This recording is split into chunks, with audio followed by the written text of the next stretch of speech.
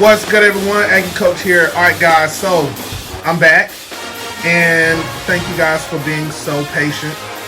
There has been a lot going on, and I have been doing a lot of work. So here, now that I have my career path set, I can kind of get back to enjoying the hobby. So I want to share with you guys. This is just a little sneak peek, guys. But I want to share with you guys the new FAT8 Miniature College Football Manual. This is the 2020-2021 manual. And it is the most comprehensive miniature college football manual ever written. Now, I say that because, for one, it covers all aspects of the FAT8 rule system, and it covers all aspects of college football. This took over a year to finish. In fact, this took about a year and 4 months to complete. It is not 100% complete yet. There's still a few things that I need to do editing wise, but for the most part, I can show you guys a little sneak peek so you can see some of the work that I have been doing. Going forward, I wanted this thing to be as realistic as possible, and I'm telling you, I pushed this thing all the way to the edge. Now, let me go ahead and say this now for those of you who are going to be interested in getting your hands on the FAT8 Miniature College Football 2020-2021 manual. Once I release it, there's a couple things that you need to know. Okay, so for one, this thing is 105 pages. So, I mean, when I tell you that it covers everything, I mean it covers everything. So, just to help out, because it's quite a bit to read, and it took a really long time to do. The first goal for this was to ensure that the FAT8 rule system was going to be in line with the NCAA interpretations and rules manual. So that was the biggest thing, and that was something that this is me honoring my father. So it's a standard that we have in place, and it was something that he always wanted. So that is now done. I'm going to just scroll through again. This is just a sneak peek, right? So I'm not going to cover everything, but I will be redoing the How to Play FAT8 Miniature College Football based on the new NCAA rules changes for 2020 and 2021. And so that new series is going to be coming, and that'll be coming out of this book. So don't worry, out of the manual. So here, the FAT8 Conference Football Rules and Interpretations. Okay, now this is one part that I just wanted to share. So this is what the table of contents looks like. And so we cover the game, the field, the players, equipment, definitions, all of the periods, time factors, substitutions is a thing.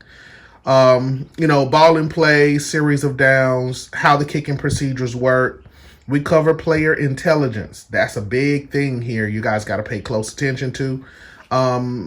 The process of snapping, how scoring works. There's a lot of areas on penalties and penalty enforcement, because we do have penalties. That is a thing.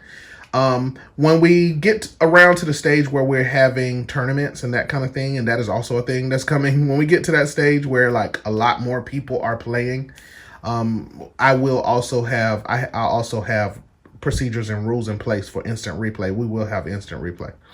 And then, of course, the fun part for me was doing the guidelines for serious on-field injuries that I have really, really expanded all the way out. So let me just kind of show you guys how the book works. So this was my rules committee. And so put together a rules committee when I was redesigning this thing and working with the NCAA rules interpretation manual. Okay, this right here just tells you what the rules changes was, and in this case, it was just a realignment for the rules to be consistent with the NCAA. Okay, Editorial changes. This is just founder's notes. You can read that later. Okay, so let me just show you how this kind of jumps around. This is the FAT8 code.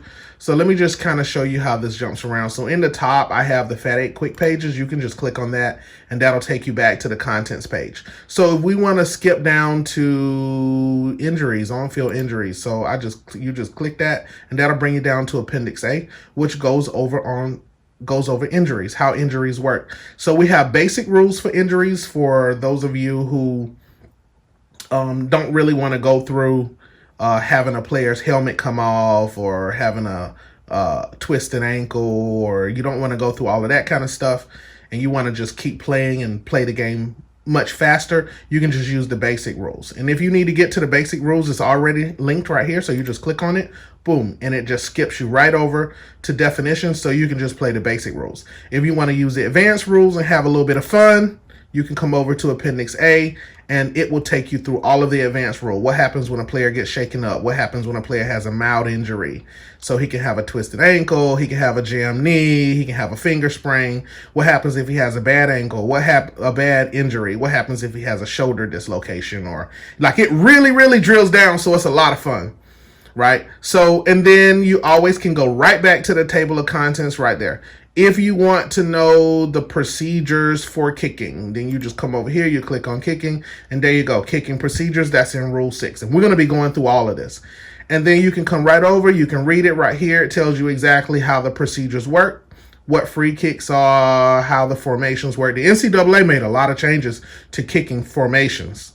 That's a big change that they made. So I had to make these adjustments.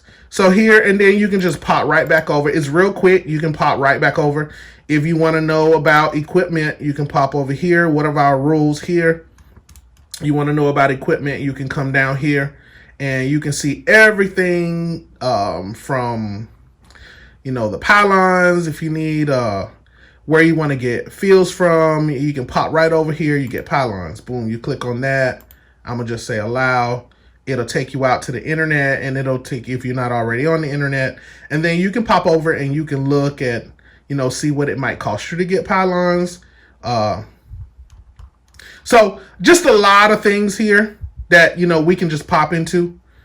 I'm going to minimize this as just so we don't slow down. But as you can see, boom, there's the pylons right there. So, everything that you need is right here. All of the measurements are here. It's all broken down. So you can have everything to spec here. Ball length, it's all very detailed. All very, very detailed. The numbering system for players. And again, you just hit the quick pages. It'll pop you back to the contents and that's it. So I'm going to stop it right here. There's a whole lot to unpack, but it's okay, guys. Starting this week, at the latest next week, I'm going to be redoing the entire how to play miniature college football based on the new manual. The new manual is just about done, right? In terms of its organization and its content, all of that's finished. But right now, I'm just doing some editing. But once the editing is completed and I get a few other things done, then I'll make it available to you guys. You guys can crack it open. Look, crack this thing open and play test it for me, guys, and let me know, let me know what you like, what you don't like, what I can do better, all of those kinds of things. I'll be updating this manual. But the goal here, remember, the goal here was to stay in line with the NCAA. That's the goal, right? And so this was specifically designed for miniature college football to be aligned with the rules written by the NCAA. Keep that in mind. All right, so I'm going to stop it right here, guys. Look, let's get at it. I got some videos coming. Got the ending of the New England NCCU game coming. So let's enjoy, guys. Don't forget, comment, like, and subscribe. Peace.